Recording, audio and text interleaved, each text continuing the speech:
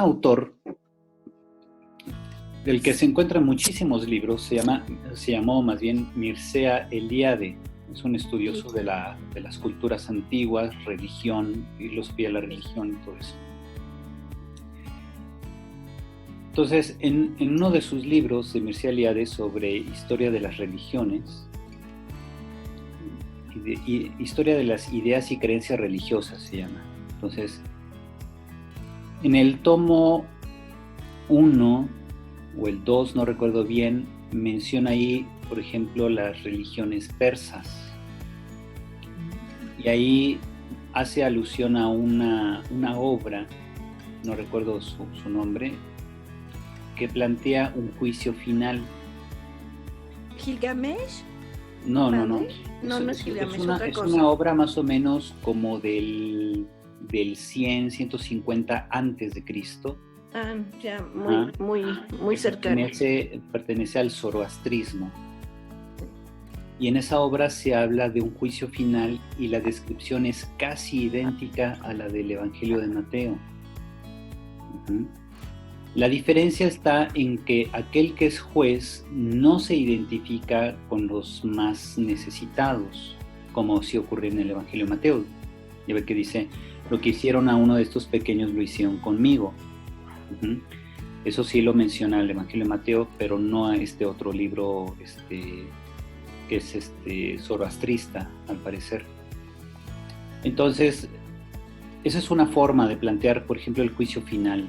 También lo encontramos en la idea del infierno, se puede encontrar en el libro 12 de la República de Platón, escrito allá por el más o menos 340 a.C.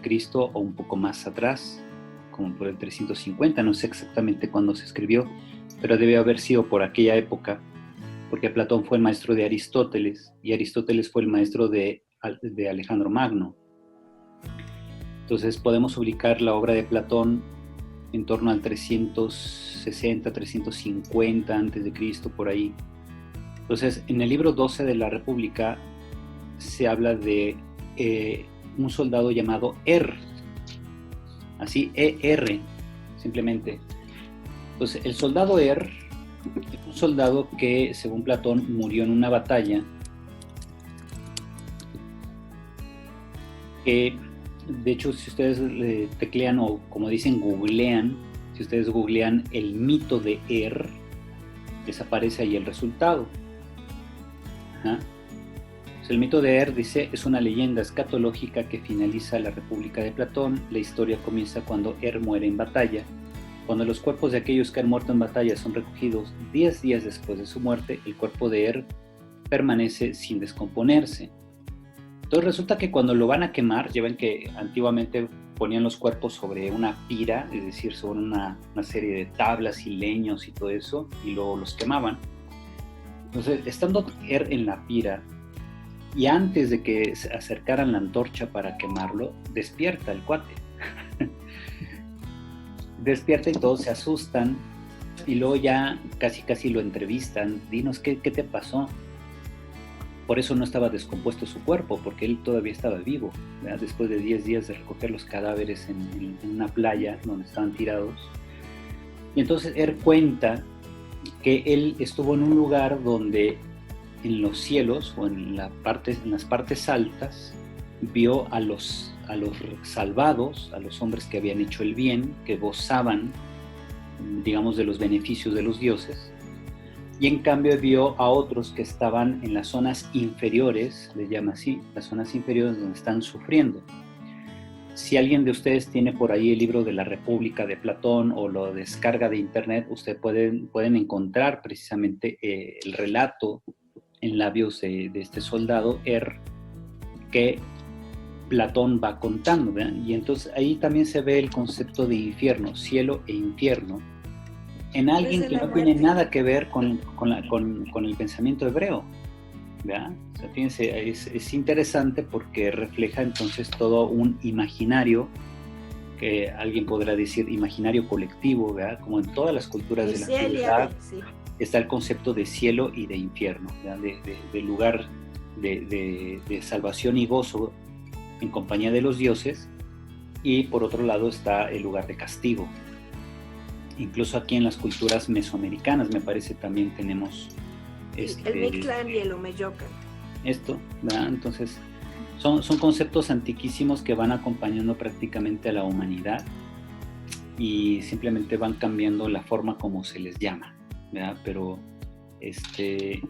básicamente, digamos, como en sus rasgos elementales, se habla de este tipo de realidades.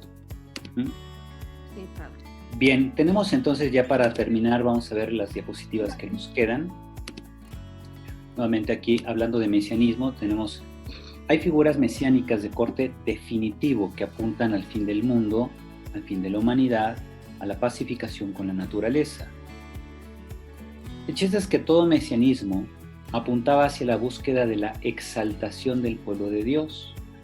Por ejemplo, en todo mesianismo se espera una nueva Jerusalén, o al menos una Jerusalén glorificada, una reunión de los dispersos. ¿Quiénes son los dispersos? Pues los judíos que están fuera de Israel, fuera del territorio de Israel, que están viviendo en otras regiones.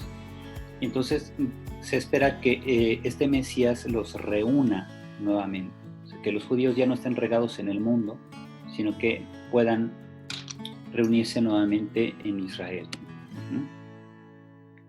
Y luego viene el elemento de la escatología, ¿ya?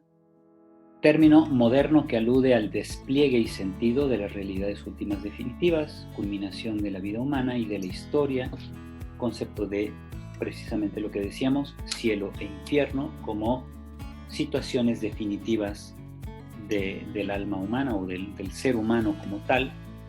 Recordemos que el concepto de alma es un concepto griego completamente ajeno a la mentalidad hebrea del Antiguo Testamento.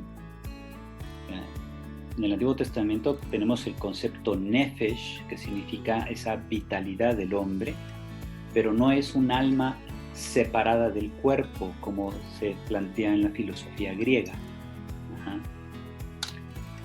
Finalmente se expresa básicamente con conceptos teológicos y espirituales, esta escatología, ¿verdad? ¿Por qué? Porque en la antigüedad no existían los tratados teológicos. Por ejemplo, no hay un tratado de escatología en la Biblia. Lo que encontramos son narraciones de carácter escatológico.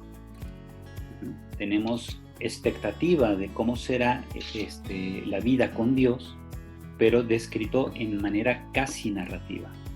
Por eso en Apocalipsis se narra la ciudad celestial, la nueva Jerusalén que baja del cielo, te la describe, y que los cánticos y que los que están ahí en torno al trono de Dios, etc. Es una descripción, pero también van ocurriendo algunos acontecimientos como la adoración y que los ángeles tocan las trompetas y que pasa esto y aquello. Entonces es una narrativa descriptiva de cómo será, digamos simbólicamente, cómo será la salvación.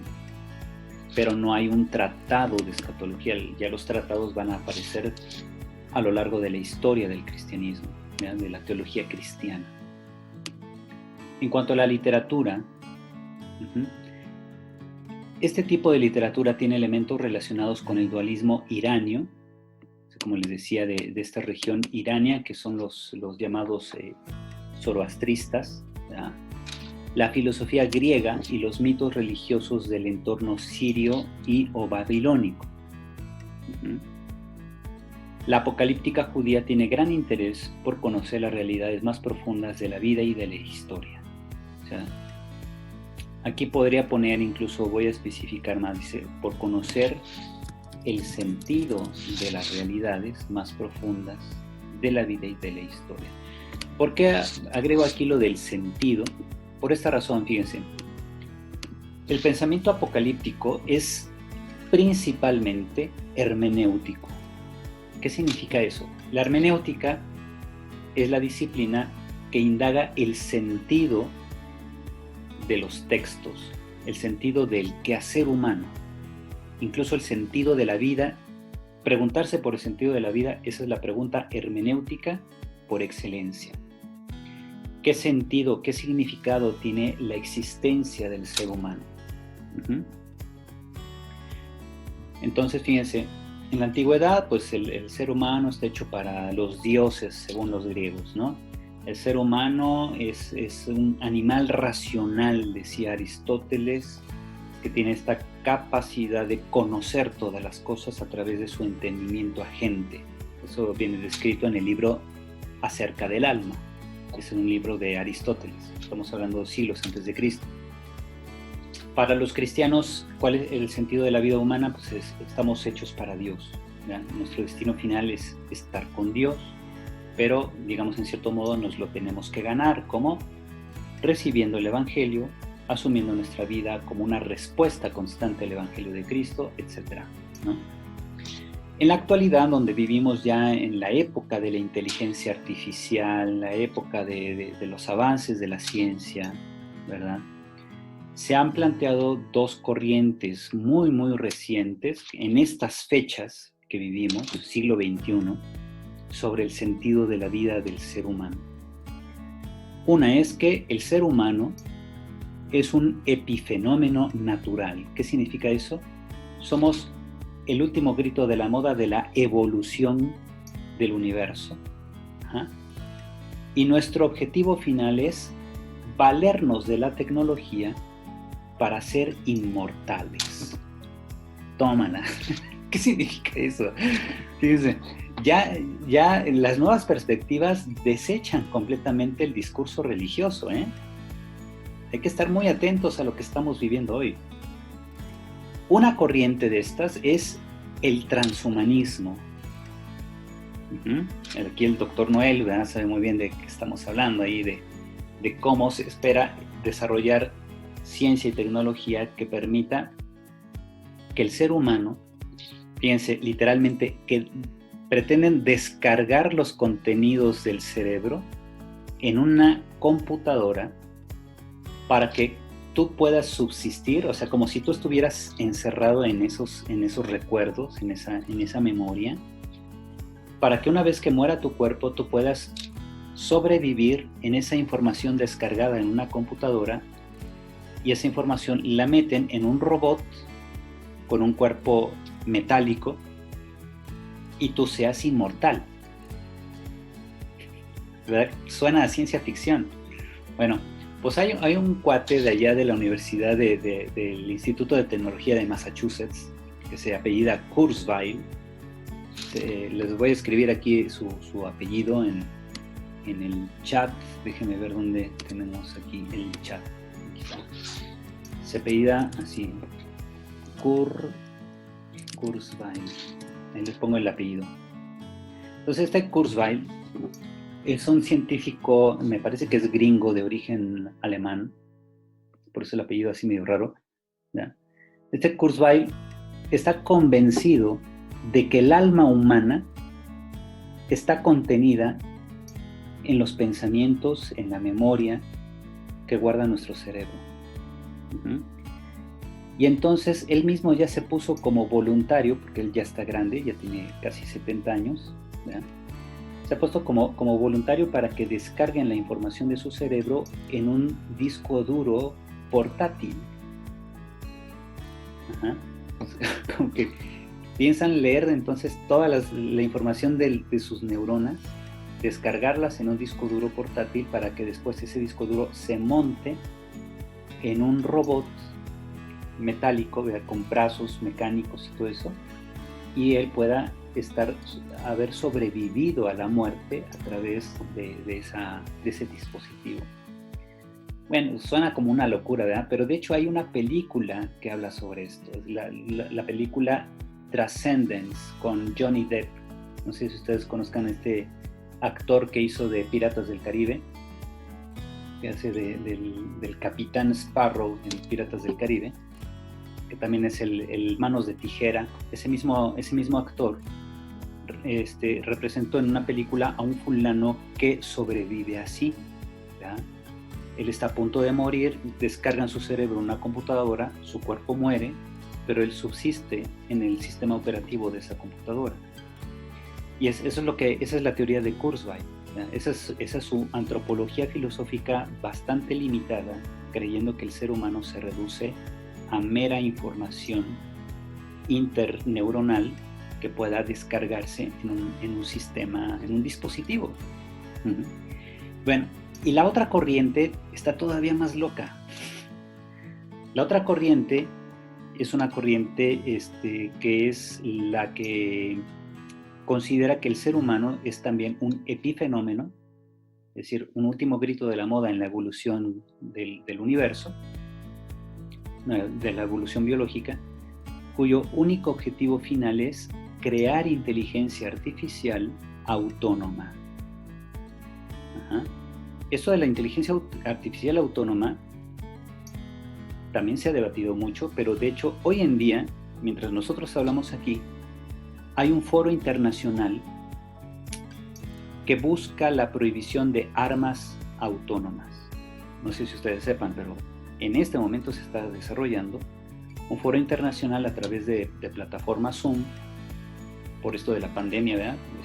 No se hace de manera presencial, pero es ya como el tercer o cuarto foro internacional donde gente de todos los países del mundo están debatiendo cómo prohibir a través del derecho internacional que países como Estados Unidos, China, Rusia y esos países avanzados en tecnología militar desarrollen armas autónomas, es decir, robots que eligen por sí mismos cómo atacar, cómo bombardear una zona, cómo matar gente, sin intervención humana. Y uno dice, ¿cómo es eso posible? Bueno, pues ya existen sistemas operativos que pueden tomar decisiones modificando incluso sus propios algoritmos programados. Eso ya existe desde el 2017. Se empezó primero a través de juegos de computadora y ahorita ya se puede aplicar incluso a la tecnología militar. Entonces, antes de que una nación empiece a desarrollar robots asesinos, se busca entonces la prohibición de esa producción masiva de robots.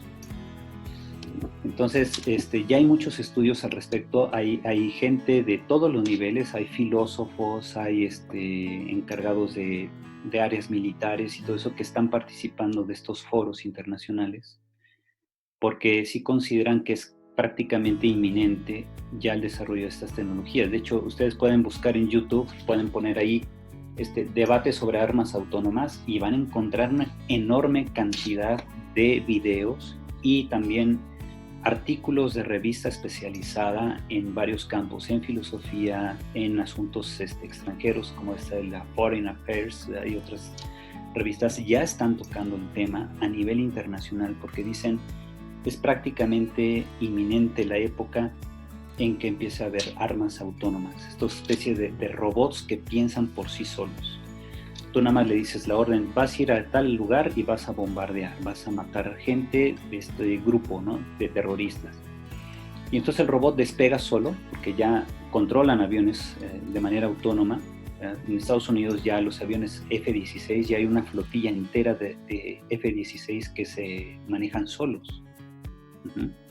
Entonces estos robots controlan un dispositivo, puede ser un barco, un avión, etcétera, y ellos deciden, el mismo robot decide cómo atacar, cómo realizar el bombardeo o incluso lo que es peor, los llamados enjambres de les llaman estos drones robotizados.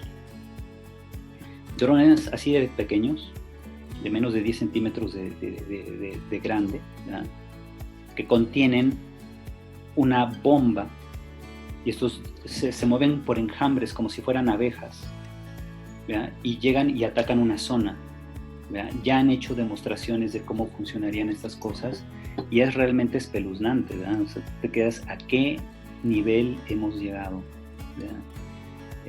Entonces, fíjense, todo esto de las armas autónomas es apenas el punto de partida de la posibilidad de desarrollar una tecnología tal donde la inteligencia artificial se corrige a sí misma, se potencia a sí misma y más ahora con los nuevos procesadores de computación cuántica, que son millones de veces más rápidos que las computadoras de casa. Y entonces estos nuevos sistemas se piensa puedan desarrollar en el futuro ellos mismos robots y sistemas operativos más capaces que ellos mismos, al grado que se pueda llegar a una especie de conciencia artificial. Porque si se fijan, la forma como nosotros tomamos conciencia sobre nuestra propia vida es a través de un proceso de pensamientos que surgen de experiencias de vida y que así vamos tomando conciencia de quiénes somos, qué somos, qué aspiramos y todo eso. Entonces quieren hacer lo mismo con robots, donde los sistemas operativos, no tanto un robot androide, o sea, de forma humana, pero más bien sistemas de computación que sean capaces de tomar conciencia de sí mismos, pero en manera artificial. Y uno dirá, ahí está el debate ahorita, ¿se podrá lograr eso? Unos dicen, ya estamos cerca, otros dicen, todavía falta mucho, pero la mayoría de los especialistas creen que sí se puede llegar a simular al menos una conciencia. La cosa es que, aunque sea de manera simulada, uno se pregunta, ¿ese es el destino de la humanidad? La humanidad está hecha para eso, para crear un sistema artificial que pueda sobrevivir a los cambios climáticos, a, no sé, el incremento de radiación solar que pudiera acabar con la vida de la Tierra, qué sé yo. Los robots podrían sobrevivir, evidentemente, porque son máquinas, ¿verdad? Pero la pregunta base es, antropológicamente hablando, o sea, ¿el ser humano tiene simplemente esa finalidad? ¿Crear una inteligencia artificial que le sobreviva? Que le sirva para conquistar el universo, para viajar a otros planetas, porque ningún ser humano puede viajar fuera del sistema solar y mantenerse vivo, ¿ya? Porque dependemos completamente de las condiciones naturales del planeta. Y a la larga, pues cualquiera se muere, ¿no? De por sí dicen que los astronautas que están en la estación espacial, girando a 400 kilómetros de altura sobre la Tierra, van teniendo un gran proceso de descalcificación de sus huesos por ausencia de gravedad. Entonces imagínate qué esperanzas tienes de llegar a otra estrella, a otro planeta fuera del sistema solar. Es imposible. Entonces dicen, los robots van a hacer eso. Ya los robots están precisamente colonizando, al menos visitando los planetas del sistema solar. Entonces, si se fijan, en el fondo es un problema escatológico, ¿ya? Porque nos habla del fin de la humanidad. ¿Cuál es el destino de la humanidad? Entonces, es una escatología completamente pagana, ¿verdad? Completamente distanciada de toda visión religiosa y que plantea un nuevo tipo de apocalipsis, un apocalipsis sin Dios. Entonces, fíjense, más allá ahorita de los pleitos políticos, que si Trump, que si Biden, que si la guerra de Taiwán, que si puede haber guerra en Taiwán o no, más allá de todo esto, hay retos y desafíos más grandes, o al menos filosóficamente, que están planteando incluso una puesta en tela de juicio de toda religión, de todo concepto de Dios. Entonces, esos sí son desafíos muy mayores porque están invadiendo muchos ámbitos de las ciencias, por ejemplo, de la física, de la cibernética, de la lógica incluso, la filosofía, la antropología filosófica. Son muchos desafíos que se están enfrentando hoy en día. Y les digo, estamos ante un apocalipsis ya no de Dios, ya no es una revelación de Dios, sino una revelación de este deseo de una humanidad autotrascendente. Fíjense, ya no es la mera inmanencia, el mero vivir en este mundo, sino que la humanidad pretende la trascendencia a través de lo que la misma humanidad produce, que es la ciencia y la tecnología. Y eso a nuestros oídos es una aberración, ¿ya? Pero a oídos de esos cuates es una meta alcanzable, según ellos, ¿verdad? Uno dice, no, pues están locos. Pues yo creo lo mismo piensan de nosotros, pues estás loco si crees que existe un Dios, ¿verdad? Así nos dicen. Entonces ahí están los desafíos, son desafíos nuevos, ¿ok? Para que veamos que existen muchos enfoques escatológicos también. Entonces veíamos así. Ahora, la apocalíptica judía entonces tiene este gran interés por conocer el sentido de las relaciones más profundas. La apocalíptica cristiana, por otro lado, heredera de la apocalíptica judía, en ella tenemos el libro del Apocalipsis, cuyo autor se presenta como un vidente sabio que penetra el orden superior de la realidad, conociendo los designios secretos de Dios. La finalidad de este tipo de literatura es protestar contra los males actuales y pretender superarlos. Recuerden, es literatura de protesta, de resistencia.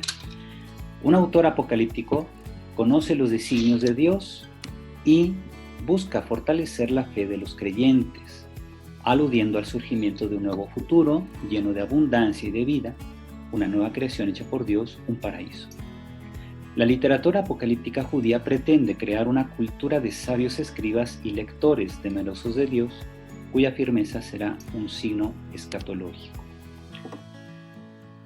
Bien, entonces, para hablar de esta influencia de la apocalíptica judía en la apocalíptica del cristianismo, partimos del hecho, ¿verdad? Estamos hablando aquí mucho de la apocalíptica judía apócrifa, es decir, la que no está en la Biblia. Hemos de hacer un examen de conciencia y reconocer que muchas de las creencias populares en el cristianismo son recepción de relatos de la literatura apocalíptica judía. Si bien no son temas concretos de dogmas de fe, muchas explicaciones teológicas o dogmas de fe parten de la literatura apocalíptica judía. Aquí tenemos un ejemplo. Se habla de la llamada caída de los ángeles o caída de Satán. Los apocalípticos judíos daban 3 vías de explicación a tal evento. Una, perversión sexual. Se creía que unos 200 vigilantes, como se menciona en el primer libro de Enoc, eran espíritus guardianes o ángeles de la guarda, descendieron del cielo para unirse, aquí sexualmente, a las mujeres, pues ellos las deseaban. Engendraron así a los gigantes, entre comillas, que eran destructores de hombres, y también de esas uniones aparecieron los demonios. Entonces, fíjense, aquí hay una mezcla de ideas. Si tú lees Génesis 6, 1 al 4, ahí se habla de estos ángeles que tienen unión con las mujeres y tienen como hijos gigantes. Está en la Biblia. Ya ha estado ahí por miles de años. Génesis 6, 1 al 4. Sin embargo, el primer libro de Enoc hace una lectura de esa tradición que va por otro lado. Y si a eso le agregas los locos que ahora, hoy en día, son así extremadamente apocalípticos, pues hacen una mezcolanza terrible, ¿verdad? Algunos incluso se han entrevistado en canales o en programas católicos donde han salido en televisión, considerando que esto es real, cuando en realidad es solo mito. Son mitos. De hecho, yo tengo un artículo que me mandó un amigo que está en Jerusalén sobre el texto de Génesis 6, 1 al 4, cuál ha sido la historia de la recepción, es decir, de la interpretación del texto de Génesis 6, 1 al 4. Voy a hablar con él porque salió publicado en la revista Col, en el último número, pero se consigue solamente yendo a la Pontificia. Entonces, como yo hice la maquetación del artículo, yo necesito la aprobación del autor para hacérselos llegar a ustedes. Pues yo puedo plantearle a él, mira, la revista ya salió publicada, pero se necesita estar físicamente en la Universidad Pontificia y comprar ahí el número, del último número de la revista Col que yo presido. Entonces, muy importante este texto porque te va explicando cómo ha sido interpretado el texto de Génesis 6, 1 al 4, sobre este tema de los ángeles que se unen a mujeres. Entonces, se considera, según unos, que esta caída de los ángeles se debió a la perversión sexual. ¿Por qué es perversión? Pues porque son seres de distinta especie. ¿Ya? ¿Qué pensarías tú de un perro que tiene relaciones sexuales con un gato? Dirías, no, pues triste perro canijo, ¿verdad? O triste gato canijo si hubiera sido un gato con una perrita, ¿no? Entonces, se ve mal porque es una relación entre dos especies que son naturalmente diferentes. Entonces, eso se considera una perversión sexual en el pensamiento moral judío, ¿verdad? Entonces, que espíritus tengan relaciones con seres humanos, con las mujeres, es algo abominable a los ojos de Dios. Y entonces aquí en Génesis 6 prácticamente se ve que por la unión de estos ángeles con mujeres, Dios decide castigar a la humanidad. Hay dos castigos. El primero, no vivirán más de 120 años. Y segundo, el diluvio. Entonces, el diluvio viene como un borrón y cuenta nueva porque la humanidad se ha dejado arrastrar por estos espíritus. Por eso, no dice Génesis que sean los ángeles guardianes, simplemente les llama hijos de Dios, los Bene Elohim en hebreo, haciendo alusión a estos espíritus, estos ángeles. Bien, otra explicación sobre la caída de los ángeles es la negación a servir a los hombres. Esto es muy común incluso entre los exorcistas católicos. Dicen, Dios creó a Adán según su imagen y semejanza y luego ordenó a los ángeles a servirle o a adorarle, según otros textos, pero Satán con sus espíritus perversos se opuso y por eso Dios lo arrojó del cielo al mundo, como si el mundo fuera la guarida de los demonios ahora, ¿no? Entonces, esto es según algunos textos apocalípticos judíos. Como venganza, Satán seduce a los humanos para que pequen. Así se lee en Vida de Adán y Eva, que es un texto apocalíptico judío, capítulo 17, versículo 1. Entonces, ahí que vemos. Les decía, muchos exorcistas católicos utilizan esta expresión, esta perspectiva de libros apocalípticos judíos que son apócrifos, es decir, no están en la Biblia, y todavía ponen en labios del Satán la expresión non serviam, como diciendo estos demonios, no serviremos al hombre. Esa negativa. Pero fíjense, esto es literatura apócrifa, no tiene nada que ver con la Biblia. Y sin embargo, muchos lo toman como palabra de Dios. ¿Cómo es posible? ¿Verdad? Esto es literatura mítica, es literatura fantasiosa. Y sin embargo, muchos lo toman como si fuera palabra de Dios. Entonces, mucho cuidado con eso, ¿verdad? Aquí estamos ante literatura de fantasía, literalmente. Entonces, decir que el diablo dijo que no serviremos al hombre, eso es una explicación basada en esta obra, que es una obra apocalíptica judía no bíblica. No es revelación. ¿Okay? Otra explicación de los ángeles caídos es un levantamiento subversivo contra Dios. Esta seguramente lo hemos escuchado también. Se dice que Satán quiso colocar su trono más arriba de las nubes a la altura del trino divino. Dios lo arrojó violentamente obligándole a vagar sobre el abismo, es decir, el infierno. Esto se lee en el segundo libro de Enoc, capítulo 29, versículos 4 al 5, llamado también Enoc eslavo.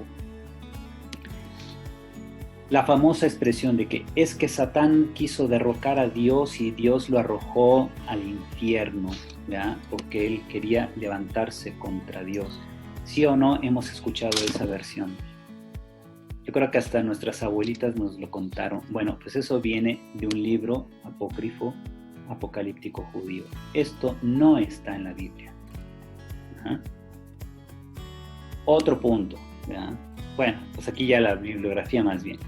Pero les digo así, muy interesante todo esto porque esta introducción nos permite ya tener los elementos para entrar al libro de Apocalipsis dentro de 3 sábados, ¿verdad? Porque tengo entendido que la Madre Soco va a dar 2 sábados y luego yo retomo. Entonces, les voy a mandaría ahorita a Luis González entonces esta presentación, ¿verdad? O aquí mismo se las mando si quieren. Nada más que necesito primero, la voy a grabar en formato PPS.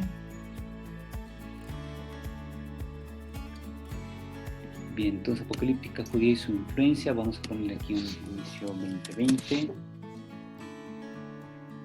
y la vamos a grabar acá.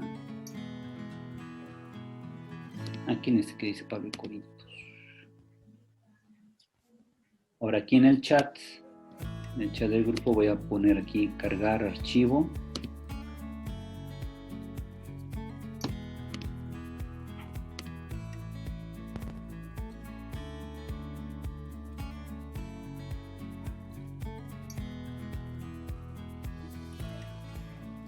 ¿Nos los va a mandar al chat padre?